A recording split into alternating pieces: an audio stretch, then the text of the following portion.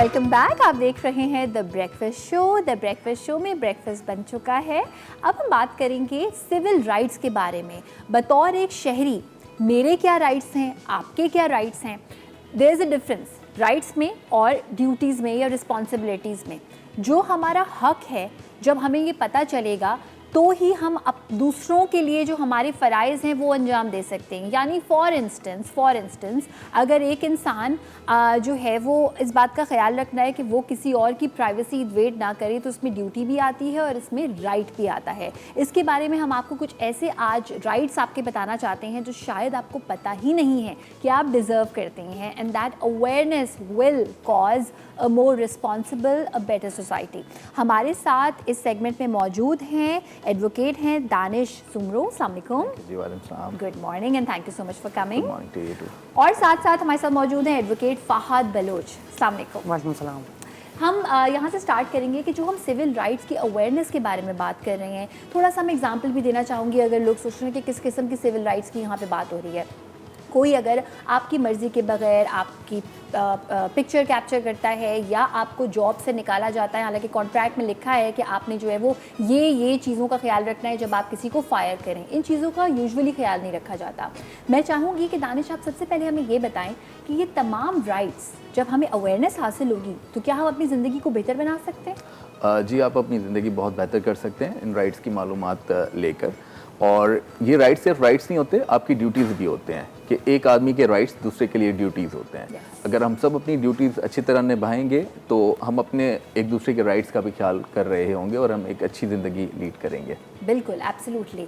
I would want you to say कि इसकी awareness create करने से हमारी ज़िंदगी कितनी आसान हो जाएगी। देखिए, अवेयरनेस क्रिएट करने के लिए तो अब बहुत सारे प्लेटफॉर्म्स हैं, सोशल मीडिया है, सारी चीज़ें हैं। और सबसे बड़ी चीज़ ये है कि लोगों को इसकी अवेयरनेस इसलिए नहीं है कि लोगों के पास नॉलेज नहीं है इसकी, कि उनके राइट्स क्या हैं, उनकी ड्यूटीज़ क्या हैं। और सबसे अहम चीज़ ये है कि अगर किसी के साथ कोई मसला होता भी है और वो किसी इदारे से के पास जाता है और वहाँ पे उसके साथ जो मसले मसाइल होते हैं, तो उसके डर से लोग जो हैं वो अवॉइड करते हैं कि हम एक लॉन्ग प्रोसेस में ना जाएं। क्योंकि अगर हम कंप्लेन में जाते हैं किसी भी तरीके से, अगर किसी की कोई, जैसे आपके बगैर पूछा आपकी कोई तस्वीर खींच लें, तो अगर आप उसकी भी कंप्लेन में जाते हैं तो वो एक लॉन्ग रन प्रोसेस है। उसकी आप कंप्लेन फाइल करते हैं, वो 6 महीने 7 महीने इस तरह लगते हैं। एक स्पीडी ट्रायल उसका भी नहीं होता, जिसकी वजह से लोग अवॉइड करते हैं, लोग इग्नोर कर देते हैं इन चीज़ों को। बोलते हैं कि कौन जाए इसमें 6 महीने साल में अपना काम छोड़ के इस जगह पे जाके अपना टाइम सारा स्पेंड कर दूं। तो इस वजह से लोग जो है ना वो अवॉइड करते हैं, जिसकी वजह से फिर वो जराइम होते रहते हैं। फिर वो उसके अंदर वो अपने राइट्स का जो है वो पूरी तरीके से प्रोटेक्शन नहीं कर पाते। बिल्कुल, ये असल वजह है। एक और भी मैं राइट आपसे शेयर करना चाहूँगी, ख़ासतौर पे ख़वातीन के लिए, कि जब कोई हमें बग़ैर हमारी मर्ज़ी के इस तरह से देखे कि वो हमें अनकम्फर्टेबल करे। अब तो इस तरह का एक ज़माना आ गया है कि हम कहते हैं कि वोक होना, जिसको हम कहते हैं कि जी हैरेसमेंट है, सिर्फ उस तरह से देखना ही। क्या ऐसा पॉसिबल है कि किसी खातून को ये पता हो कि ये मेरा राइट है कि कोई मुझे मेरी मर्ज़ी के बगैर हद से ज़्यादा अनकम्फर्टेबल तरीके से ना घूरे, और वो जाती हैं जब कंप्लेन कराने, किन किन चीज़ों का वो सामना करेंगी? हालांकि लॉ कहता है कि ये एक हैरेसमेंट की टाइप है। एक्चुअली हैरेसमेंट पे बहुत अच्छे कवानीन बने हुए हैं। हैरेसमेंट पे औरतों को जो है बहुत ज़्यादा प्रोटेक्शन मिल रही है। और इवन सबसे ज़्यादा हैरेसमेंट एक वर्क प्लेस के जो हैं वो काफ़ी अच्छे डिसीजन आ चुके हैं। बहुत रिनोन्ड यूनिवर्सिटी के प्रोफेसर्स को सज़ा मिल चुकी है इस पर, और आपकी जो हेड हैं वो भी इसकी एक लेडी हैं।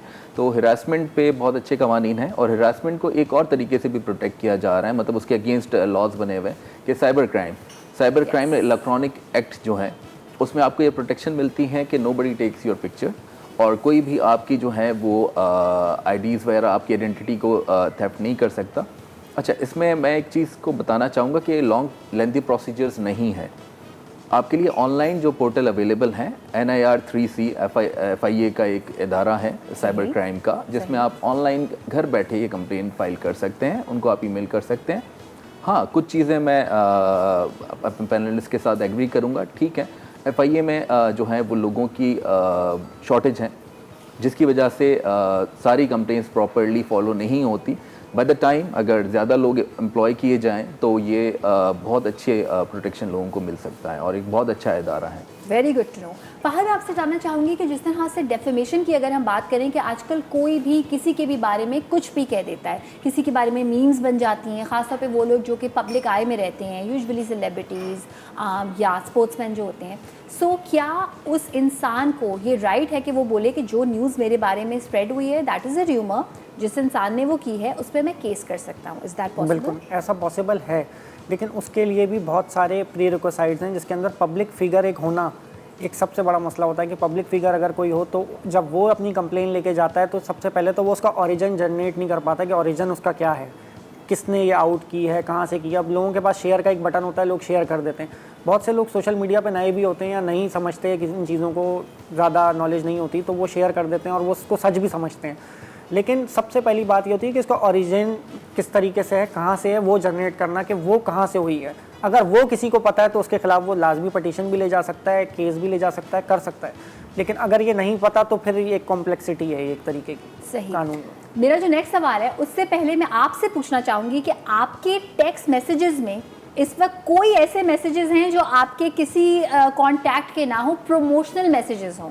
जी बिल्कुल, बिल्कुल ऐसा हैं, बहुत ही है। आपके पास हैं जो हमारे वो वाले मैसेजेस होते हैं जो कि डिफरेंट चेन्स, डिफरेंट आउटलेट जहाँ कभी हम गए भी नहीं होते, पता नहीं कौन हमारी डेटा उनको देता है, एंड जब वो नज होता है फ़ोन या जब वो बीप होता है, आप किसी मीटिंग में हो सकते हैं, आप हो सकता है अपने साइलेंट पे इसलिए ना रखा हो कि आपको इंपॉर्टेंट कॉल एक्सपेक्ट कर रहे हो, इतना ज़्यादा इंसान इरिटेट होता है। तो वो मैं जानना चाहूँगी जो प्रमोशनल मैसेजेस हैं वो लॉ के अकॉर्डिंगली क्या सही है, they are doing a lawful act?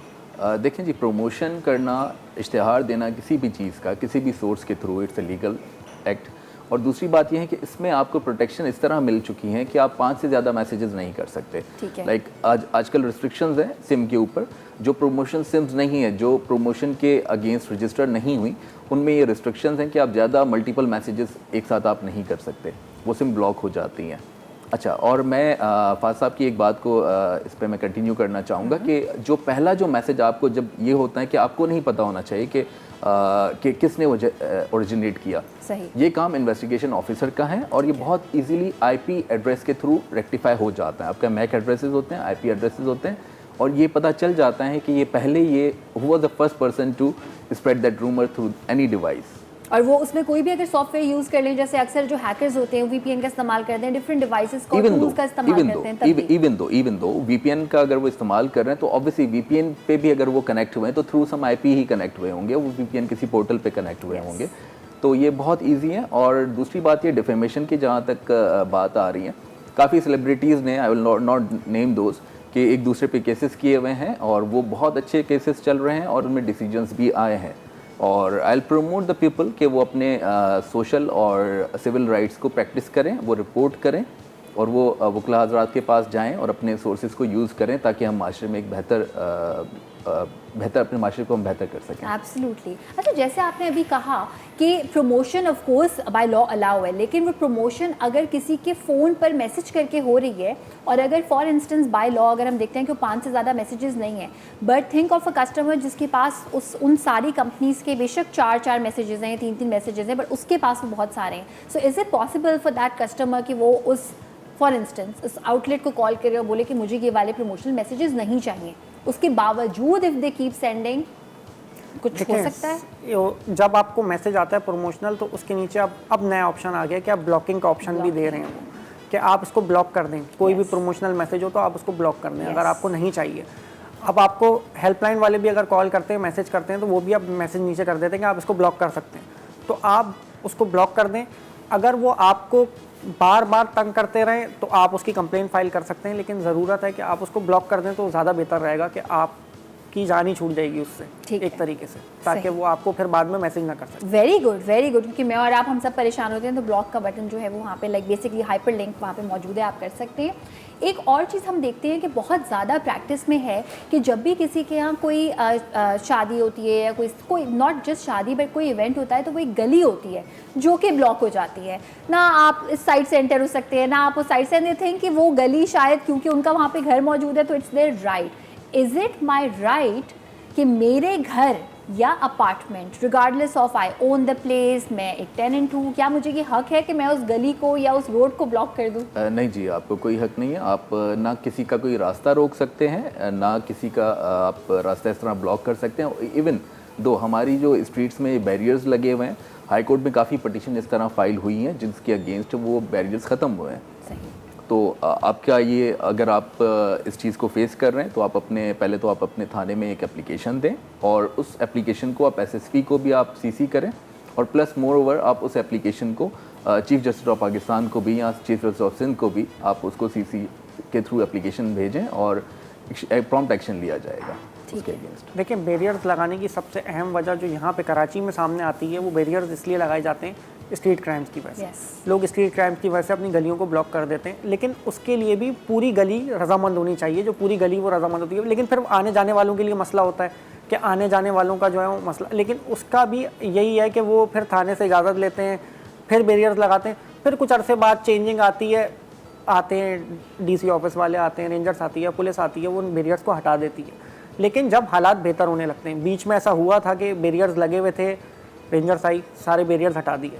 फिर उसके बाद कुछ अरसे बाद जब हालात अब दोबारा स्ट्रीट क्राइम्स बहुत बढ़े, तो लोगों ने अपनी गलियों में खुद बैरियर्स लगा दिए, क्योंकि जब वो थाने जाते हैं कंप्लेन लेके किसी भी चीज़ की, क्योंकि बहुत छोटे छोटे क्राइम्स भी होते हैं, जिसमें एक ये है कि आपकी गाड़ी से किसी ने पैनल निकाल लिया पूरा, ठीक है, आपकी बाइक से कोई सामान निकाल लिया किसी ने, तो लोगों ने जब इसकी कंप्लेंट्स करना शुरू की कि भाई हमारी गली में ये मसले बहुत बहुत ज़्यादा हो रहे हैं, तो फिर उन्होंने बोला कि आप एक काम करें, या CCTVs लगाएं। CCTVs लगाने के बाद अक्सर हम जब अपने एंड से, मैं अपने एंड से किसी SSP से को कंप्लेन भेजता हूँ, तो वो मुझे कहते हैं कि यार प्रॉपर वहाँ पे CCTV नहीं लगे हुए इसलिए ये मसले हो रहे हैं, या फिर बैरियर्स नहीं लगे हुए इसलिए ये मसले हो रहे हैं।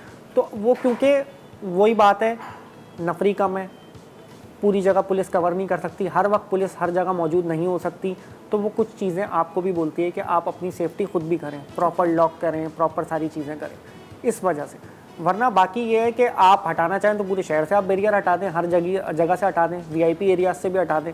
क्यों नहीं हटाए जाते? इसी वजह से नहीं हटाए जाते क्योंकि VIPs के पास तो बहुत सारी सिक्योरिटी होती है, लेकिन उसके बावजूद भी वो अपने इलाके बैरियर लगा के कवर करते हैं, क्योंकि उन्हें पता होता है कि सिक्योरिटी रिस्क है यहाँ। सही।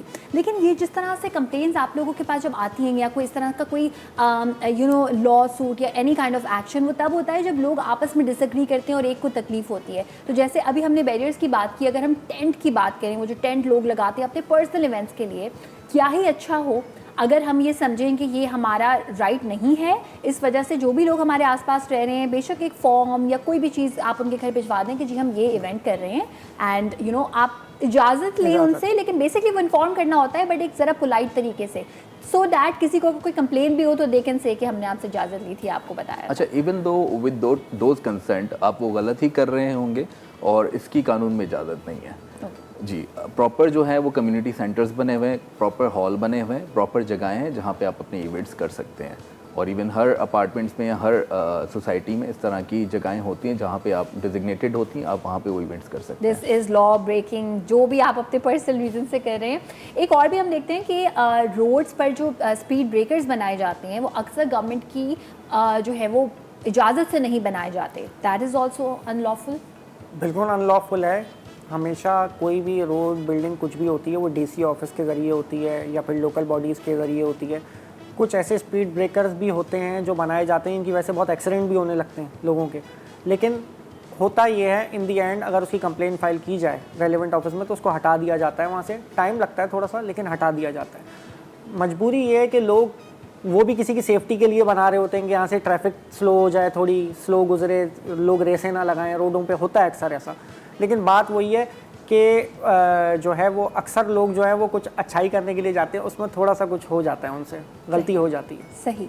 हम बात करेंगे थोड़ी सी आर्टिस्ट के बारे में कि जितने भी आर्टिस्ट हैं, चाहे हम इंटरनेट पे बात करें, बेशक वो एक पेंटर है, वो एक शायर है, प्लेजरिज्म बहुत देखा गया है कि आपने किसी और का काम इस्तेमाल किया और आपको लगता है ज़्यादा कॉमन नहीं था, किसी को पता नहीं चलेगा, इफ़ दैट पर्सन प्रूव्स कि ये मेरा काम था और मैंने ये अपलोड किया था या मैंने ये पब्लिश किया था इस टाइम पे, तो ऑफ कोर्स इसका ये भी एक क्राइम है। अच्छा, बिल्कुल ये क्राइम है, और इसके लिए जो है वो हमारे यहाँ इसकी प्रैक्टिस थोड़ी कम हो रही है। एक्चुअली हमारे पास ट्रेडमार्क रजिस्ट्री और ये कॉपीराइट और पेटेंट ये प्रॉपर रजिस्टर्ड होते हैं, और मैम ने भी काफ़ी डिज़ाइन इसके रजिस्टर करवाते हैं। और मैं आपको एड्रेस भी इनका बता दूं, प्रॉपर इनका इजीली एक्सेस है कि आप ऑनलाइन भी इन डिज़ाइंस को रजिस्टर कर सकते हैं। और इवन यहाँ पे कराची में सिविक सेंटर में इनका ऑफिस है, जहाँ पे जितने भी ट्रेडमार्क होते हैं ये और पेटेंट वो रजिस्टर्ड होते हैं। और इवन आपने अगर पहले कोई चीज़ बनाई है तो आई विल सजेस्ट कि इस प्रैक्टिस को आम किया जाए कि वो आप रजिस्टर करवा दें, ताकि जो आदमी पहले वो रजिस्टर करवा देगा उसका वो राइट होगा। फिर आपकी जो बैटल जो होती है कि जी पहले डिज़ाइन मैंने बनाया था, मैंने फ़लाँ जगह पे अपलोड किया था, उसका कोई रिज़ल्ट नहीं होता। असल रिज़ल्ट वहाँ से ही आएगा जब डिपार्टमेंट उसको वेरीफाई करेगा कि he was the first person to introduce that design, या इन्होंने डिज़ाइन इंट्रोड्यूस किया था। Absolutely, it's a very good suggestion because मैं किसी को जानती हूँ हु इज़ एन एंटरप्रेन्योर, और उन्होंने अपनी कंपनी का आइडिया सोचा हम ये करेंगे वो करेंगे। अभी ये भी नहीं सोचा एम्प्लॉयज़ कितने होंगे, उन्होंने कंपनी का नाम सोचा और उन्होंने कहा कि सबसे पहले मैं इसके राइट्स ले लेता हूँ। So that is also a great thing कि उसके बाद it's your own thing. Welcome back, आ चुके हैं हम वापस। आप देख रहे हैं द ब्रेकफास्ट शो। हम बात कर रहे हैं आपके, मेरे, हम सबके राइट्स की, जो कि किसी ना किसी तरह किसी और के लिए ड्यूटी भी बन जाती है। सो वेल जनाब, हमारे साथ जो है वो एडवोकेट मौजूद हैं। काफ़ी सारे हमने टॉपिक्स कवर किए। अब मेरा सवाल ये है कि बहुत देखा गया ख़ासतौर पे टीनेजर्स में, या जो बच्चे डर जाते हैं अगर फॉर एनी रीज़न आपको पुलिस पकड़ के ले गई। अब जब हम किसी मूवी में देखते हैं तो वो कहते हैं I have my right to stay quiet and you can talk to my lawyer. अगर हम यहाँ पे परेशान हो जाते हैं तो what is the right move? अच्छा, राइट मूव ये होती है कि 24 घंटे से ज़्यादा आपको पुलिस नहीं डिटेन कर सकती। और इसकी जो एक पटिशन फाइल होती है हैबियस कॉर्पस की, कि आपको डिटेंशन में रखा हुआ है, इस पर बहुत जल्दी फैसला होता है। जज साहब जो हैं इवन कोर्ट की प्रोसीडिंग्स को स्टॉप करके कोई भी कोई लोअर जज या इवन अपना लोअर स्टाफ किसी को भी अपॉइंट करते हैं, वो थाने पे जाता है, वहाँ थाने में एंट्री करता है। और अगर वो इस चीज़ को उसको पता चलता है कि आदमी डिटेन्ड है, उसको वहाँ से लेकर भी आता है। और इवन जिसने डिटेन किया हुआ है उस SHO के ख़िलाफ़ या उस अमले के ख़िलाफ़ कार्रवाई होती है उस पर। अच्छा, और तो दिस इज़ अवर राइट। और दूसरी बात यह है कि मैं एक और चीज़ इसमें ऐड करूं कि किसी को अगर पकड़ के ले जाते हैं तो आप अपने 15 पे कॉल करके उसकी इन्फॉर्मेशन आप ले सकते हैं कि हम कौन सी पुलिस आई थी हमारे थाने में, बजाय इसके कि आप खुद जाएं और आप भी उस FIR में नॉमिनेटेड हों और आप भी डिटेन हो जाएं। तो टू अवॉइड दिस थिंग कि आप ना जाएं, आप फ़ोन के थ्रू ही, SHO के थ्रू ही। और तीसरी बात मैं आपको एक और चीज़ बताऊँगा इसमें कि 24 घंटे के अंदर अंदर किसी से मिन्नतें करने की ज़रूरत नहीं कि मुझे FIR की कॉपी नहीं मिली। 24 घंटे के अंदर अंदर वो FIR की कॉपी कोर्ट में भी पहुंचाई जाती है और इट्स लीगल, आपको वो वहाँ से बआसानी मिल जाती है। Okay, would you like to add something? देखें, इसमें एक चीज़ ये होती है कि सबसे पहली बात कि डिटेन तो वो 24 घंटे के अंदर है, रूल में है, कानून में है कि आप 24 घंटे में मजिस्ट्रेट के सामने उनको पेश करेंगे, लेकिन प्रैक्टिकली बहुत सी जगहों पे ऐसा होता नहीं है। वो पहले तो आपको जुरिसडिक्शन पे आप किसी एक थाने में जाएंगे अपने इलाके के कि मेरा कोई जानने वाला लापता हो गया है, उसको कोई उठा के ले गया है, तो वो बोलेंगे हमारा थाना नहीं लगता, दूसरे थाने में चले जाओ। फिर आप वहाँ से घूमते फिरते किसी एक थाने में आपकी कंप्लेंट रिसीव हो जाएगी। फिर उसके बाद जब आपको ये पता चलेगा, उसमें एक आध दिन तो आपका ऐसे ही निकल जाता है ढूंढते हुए कि बंदा कहाँ गया। फिर आप उसके बाद पटिशन के प्रोसेस में जाते हैं हैबियस कॉर्पस की, उसके अंदर भी बार बार जवाब आ रहा होता है एक्सप्लेनेशन का कि भाई अभी हम काम कर रहे हैं इस पर, अभी हमें नहीं पता। SHO साहब जवाब लगा देते हैं, अभी हम इन्वेस्टिगेट कर रहे हैं, हमें नहीं पता कौन ले गया है, कहाँ से ले गया है। इन चीज़ों में टाइम लगता है। बहुत सारे लोग हैं जो लापता हो जाते हैं, नहीं मिलते, सालों साल नहीं मिलते, महीनों नहीं मिलते। तो ये यहाँ का अलमिया है, यहाँ पे मिसयूज़ होता है पावर का। लेकिन कानून में हर चीज़ आपके मौजूद है, आप उसका जो है सहारा ले सकते हैं। पर होता इम्प्लीमेंटेशन के वक्त जो है वो थोड़े मसाइल ये आते हैं। बिल्कुल आती हैं। और जैसे अगर किसी को पुलिस पकड़ के ले गई, उन्होंने फॉर इंस्टेंस 24 आवर्स से ज़्यादा रखा या कुछ ऐसी चीज़ें की जो कि अलाउड नहीं है, राइट, और जब वो इंसान रिलीज़ हो जाता है तो वो कभी भी मुड़ के वापस उस पर कंप्लेन नहीं करेगा, बिकॉज वो सोचेगा कि शुक्र है बस मैं निकल गया। So I think that is also उसकी वजह ये है कि जब वो कंप्लेन करने के लिए जाता है तो उसी इदारे में जाना होता है उसने जहाँ से उसको उठाया गया था, ठीक है। अब वो उस इदारे में जाता है तो वहाँ के भी जो लोग होते हैं वो उसको प्रेशर दे रहे होते हैं कि आप ये विड्रॉ करें। बिल्कुल। फिर उसको काम करना है, अपना घर चलाना है, रोज़ी रोटी कमानी है, उसको अपने बीवी बच्चे देखने, उनकी जान की परवाह भी है उसे, तो जाहिर है वो विड्रॉ कर जाता है उसका। अच्छा, इस चीज़ में मैं थोड़ा सा डिसएग्री करूँगा। देखें, कानून ये कहते हैं कि अगर आपको कोई भी दूसरे अगर थाने की पुलिस पकड़ के लेके जा रही है, इस तरह नहीं होता। उस थाने को आके पहले आपके थाने में आके एंट्री करनी होती है। विदाउट एंट्री कोई भी आपको इस तरह अरेस्ट करके नहीं लेके जा सकता, नंबर 1। और नंबर 2, हैबियस कॉर्पस की जो पटिशन होती है उसका फैसला जल्द से जल्द होता है। ऐसा नहीं होता कि जो है वो रिपोर्ट कॉल की जाती है। इसमें अपॉइंट किया जाता है ऑफिसर, जो कि जाके उस थाने में जाके आप उसको आप लीगली आप रेड भी कह सकते हो, जाके रेड करेगा। वहाँ उसको मिला आदमी, नहीं मिला तो वहाँ पे वो लिख के आएगा कि मुझे आदमी यहाँ पे नहीं मिला। और तीसरी बात यह कि अगर वो आदमी वहाँ पे भी थाने में नहीं मिलता और लापता हो जाता है तो ये इट्स एन ऑफेंस कि अगर किसी और थाने में या किसी और लॉ इन्फोर्समेंट एजेंसी ने उसको पकड़ लिया है तो उस थाने में आके एंट्री क्यों नहीं करवाई। तो ये बहुत ही हैबियस कॉर्पस के लिए मेरे ख्याल से वेट नहीं करना चाहिए, आपको 24 घंटे का भी इंतज़ार नहीं करना चाहिए। जैसे ही मॉर्निंग हो, first thing you can file habeas corpus की पिटीशन, अगर आपको एफआईआर नहीं मिलती तो। It's a very good thing to know for people जिन्होंने इस तरह की कोई चीज़ कभी सफ़र की है, आगे के लिए आपके लिए ये एक नॉलेज, पीस ऑफ नॉलेज है। अच्छा, अब मुझे ये बताएं कि जब हम बात करते हैं किसी के फायर होने की, अक्सर देखा गया है कि जो बहुत ज़्यादा मल्टीनेशनल कंपनी की हम बात नहीं कर रहे, बिल्कुल एक ऑर्डिनरी सी कंपनी है, उसने किसी को फायर कर दिया, कॉन्ट्रैक्ट में जो सारी चीज़ें लिखी थी वो एज इट इज़ चली गई, तो अब उस एम्प्लॉय को, एक्स एम्प्लॉय को क्या करना चाहिए? अच्छा, लेबर डिपार्टमेंट है एक, उसके लेबर ऑफिसर्स होते हैं, उनके तहत एक कोड बनाई जाती है, वेजेस कोड का, वेजेस एंड कंपनसेशन कोड। ठीक है। कराची में ये कोड जो है वो ज़ेबुनिसा स्ट्रीट के बिल्कुल अपोजिट सेकंड फ्लोर पे है। वहाँ पे कोई भी एम्प्लॉय जो है वो अपने वेजेस को एक्सट्रैक्ट करने के लिए या इवन रीज़न ऑफ अगर उसको थ्रू प्रॉपर चैनल जो है वो उसको टर्मिनेट नहीं किया गया, जिसका प्रोसीजर ये है कि अगर कोई एब्सेंट भी होता है, अक्सर ऐसा ही होता है कि हमने जिस तरह की जो मैंने केसेस किए हैं तो कंपनी कहती है जी हमने इनको जो है वो खुद ही एब्सेंट हो गए थे। हालांकि ऐसा नहीं होता, अगर खुद भी एब्सेंट हुए तो एक कमेटी आपने बनानी होती है, उस कमेटी के कमेंट्स होते हैं और कमेटी के डिसीजन के बाद आप जो है वो उनको टर्मिनेट करते हैं। ठीक है। तो टू माय नॉलेज जो मैं आपको लोगों को अवेयरनेस देना चाहूँगा वो उस कंपनी पे फ़ौरन केस कर दें to get the proper knowledge कि उनको whether they are on their payroll हैं या वो टर्मिनेट कर दिए गए हैं। कंपनी का उस पर जवाब भी आ जाता है और हमारे यहाँ ज़्यादातर 99% केसेस में कंपनी जो है वो कंपनसेट कर रही होती है। ठीक है। और ये वो पैसे मिल रहे होते हैं। ये उस इंसान को पता होना चाहिए जिसको फायर किया गया है, जो भी चीज़ें कॉन्ट्रैक्ट में लिखी हैं, अगर वो उस पर अमल नहीं हो रहा। अच्छा, एक ज़रा फ़नी किस्म के सवाल की तरफ आते हैं कि किराया नामा आपने भी देखा होगा, मैंने भी देखा है, बस दो लोग आपस में बात करते हैं, टेनेंट एंड जिनका घर होता है।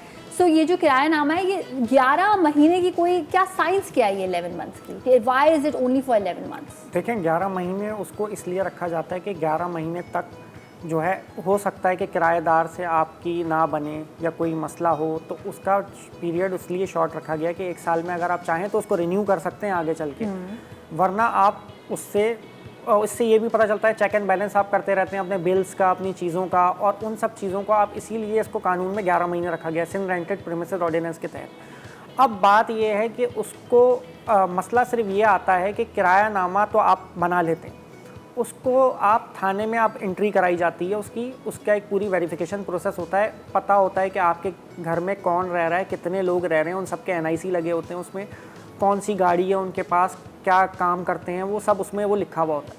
इसका सबसे बड़ा रीज़न एक ये है जो मैंने प्रैक्टिकली फेस किया है बहुत ज़्यादा, ये होता है कि जब आप किराए पे किसी को जगह दे देते हैं, फॉर एग्जांपल किसी ने किसी को किराए पे जगह दे दी और उस बंदे का इंतकाल हो गया या कुछ भी हो गया, तो कोर्ट्स में बहुत सारे लोग चले जाते हैं वहाँ पे सेल एग्रीमेंट बना के, वो बोलते हैं इन्होंने तो अपनी ज़िंदगी में हमें बेच दी थी ये जगह, फिर वो स्टे लेने की कोशिश करते हैं उसके ऊपर, फिर वो सालों साल बैठे रहते हैं उस पर, और फिर उसके बाद जो है वो आपको ना किराया मिल रहा होता है, आपके ड्यूज़ चढ़ रहे होते हैं, क्योंकि मैंने ऐसे प्रैक्टिकली बहुत सारे केसेस हैंडल किए हैं, और उसके बाद वो एंड में 3-4 साल निकालने के बाद आपको जब जगह मिलती है तो सिर्फ वो दीवारें खड़ी हुई होती हैं उस पर, वो सारा आपका सामान तोड़ फोड़ के चले जाते हैं। अब उसके बाद होता है जब आपको पोजेसन मिल जाए तो आप रिकवरी सूट में जाते हैं, इसमें जाते हैं, लेकिन तब तक तो आपका नुकसान हो जाता है ना, एक आम आदमी का तो 4-5 साल का नुकसान हो जाता है। तो वो क्योंकि ज़ाहिर है बहुत सारे लोग ऐसे हैं जो प्रॉपर्टीज़ बनाते हैं कि उनके बाद उनके बच्चे उसके किराए पे जो है उनका गुजारा हो। अब ज़ाहिर है अगर मैं आपका 4-5 साल का किराया बंद कर दूं या कोई चीज़ बंद कर दूं तो आपके लिए तो बहुत मुश्किलात हो जाएंगी। फिर कोर्ट जाएंगे, कोर्ट में भी अगर आप चलें आपने केस फाइल कर दिया, वेल एंड गुड है, उसमें भी एक खर्चा तो है ना इंसान का, कि एक उसका एक कॉस्ट लगती है आने जाने की, एक जहनी टेंशन, डिप्रेशन, सही है। और जाहिर है पहली चीज़ ये होती है कि कोर्ट से तो लोग बचते हैं पहले ना, कि इसी तरीके से बैठ बिठा के मामला हल कर लें, लेकिन जब मामला नहीं हल होते तो ऐसे लिटिगेशन के लाखों करोड़ों केसेस पड़े हुए हैं जिसके अंदर टेनेंट्स इसी तरीके से लोगों की प्रॉपर्टीज़ हथिया के बैठे हुए हैं। अच्छा, मैं पैनलिस्ट से थोड़ा सा डिसएग्री करूँगी इसमें कि 11 महीने का एग्रीमेंट जो है वो इसलिए बनाए जाते हैं क्योंकि रजिस्टर नहीं करवाना पड़ता।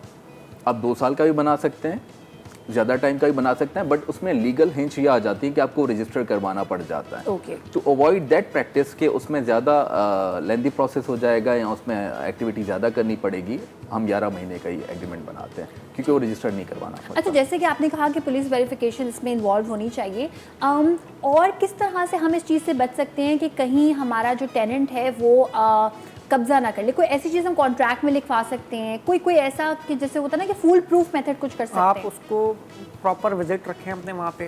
अब वहाँ लोगों को आस पास में पता होना चाहिए ये इसके मालिक हैं, ये इधर आते हैं, चेक करते हैं। पड़ोसियों को, आस पड़ोस के लोगों को पता होना चाहिए ताकि कल को अगर कोई मसला हो तो आप कोई आस पास के लोगों को, कोई ना कोई आपके साथ खड़ा हो इसके अंदर के ये मालिक हैं इसके। क्योंकि मोस्टली अगर आप देखा जाए तो बैकग्राउंड में अगर आप जाएँ कोर्ट्स में देखें तो ऐसे मामलात भरे पड़े हैं कि किराए पे लोग लेते हैं और फिर हमेशा के लिए बैठ जाते हैं उसी पे। ठीक। अच्छा, आप एक बड़ा फनी वाकया बता रहे थे कोर्ट का, मैं चाहूँगी कि आप ज़रा शेयर करें ऑडियंस के साथ। कोर्ट में काफ़ी मतलब एक अच्छा माहौल भी होता है, कभी हंसने वाली बातें भी हो जाती हैं। तो एक बार एक कोर्ट में, आई विल नॉट कोर्ट उस कोर्ट का नाम, जज साहब ने पुलिस वाले साहब से पूछा कि जी ये क्या ग्रेनेड है, अच्छा कैसे चलता है, यू जस्ट आस्किंग कि कैसे चलता है। उन साहब ने जो है ना ग्रेनेड को ओपन खोल लिया और वहाँ पे वो धमाका हो गया। इस तरह के हालात भी होते रहते हैं। बिल्कुल बिल्कुल, इस तरह की चीज़ें होती रहती हैं। मुझे किसी ने बताया था, वो किसी ख़ास कोर्ट का कुछ बता रहे थे कि वहाँ पे कोई चेकिंग नहीं थी एंड इसी तरह को कोई किराएदार या मालिक मकान का कोई केस था, तो वो सुबह सुबह कोर्ट में गए और उस वक्त कोई आया हुआ नहीं था और उस वक्त सिर्फ एक जो इंसान है वो मॉप लगा रहा था। उन्होंने कहा कि अच्छा अभी कोई आया नहीं है? उन्होंने कहा नहीं। तो वो इस तरह की ड्रेसिंग करके गए थे कि उनको लगा ये लॉयर है। वो अंदर गए, उन्होंने अपनी फ़ाइल ढूंढी, फाइल को सबसे नीचे कर दिया या गायब कर दिया किस तरह से, एंड उसके थोड़ी देर के बाद उनका केस था and when everybody went there कि अच्छा भाई केस स्टार्ट करेंगे, फाइल ढूंढ रहे, फाइल ही नहीं है। सो इस तरह की चीज़ें भी अगर आप कोई करना चाहे तो क्या क्या नहीं कर सकता। तो इस तरह से भी आप मैनिपुलेट या मनूवर कर सकते हैं कि आपको नहीं पता कि आपका जो लैंडलॉर्ड है या जो आपका टेनेंट है कहाँ तक उसकी सोच जाएगी, किस तरह से वो इन चीज़ों के साथ। बिल्कुल जी, ऐसा ही है। और इवन एक और वाकया ये भी हुआ था कि एक साहब थे, उनकी बाइक चोरी के केस में या चोरी के इल्ज़ाम में वो आए थे, अपनी बेल करवाई और पार्किंग लॉट से दूसरी बाइक लेकर चले।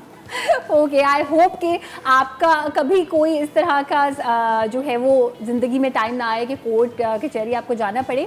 बट एक थोड़ा सा सीरियस सवाल है, बट हम अक्सर ये देखते हैं कि जब पेरेंट्स की सेपरेशन होती है और बच्चे छोटे होते हैं तो इसमें लॉ के अकॉर्डिंगली लॉ क्या कहता है कि माँ के पास कब तक बच्चे रहने चाहिए एंड एज, जेंडर?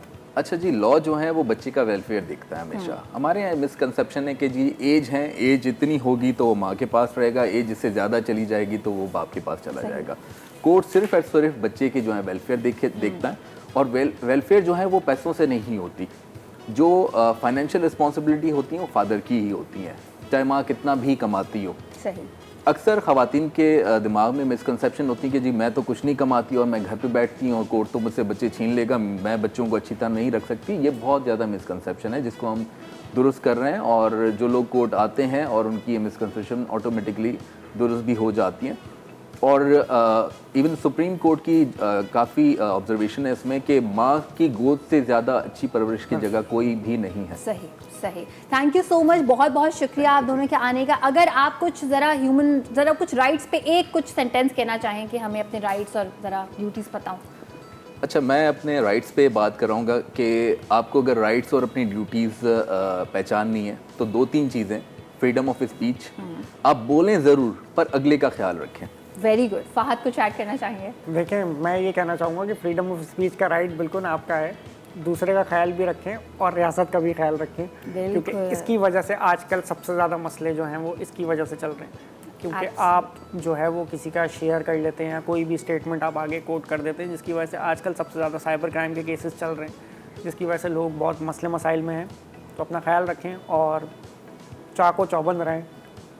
ताकि अपने राइट्स का आप ख्याल रख सकें। थैंक यू सो मच, बहुत बहुत शुक्रिया आप दोनों का। ब्रेक पे जा रहे हैं और चाहे हमें राइट्स पता हो या ना पता हो, जब हम ये समझेंगे और ये सोचेंगे कि जो भी बात हम कह रहे हैं, जो भी एक्ट हम कर रहे हैं, क्या किसी को इससे तकलीफ तो नहीं हो रही, इतना ही ख्याल कर लेंगे ना, तो ट्रस्ट में 50% तो राइट्स हमने जो है ना वो अपने हासिल कर लिए, दूसरों को दे दी, और ड्यूटीज़ भी आधी से ज़्यादा जो है वो हमने अच्छे से रिस्पॉन्सिबिलिटी के साथ जो है वो परफॉर्म करनी है।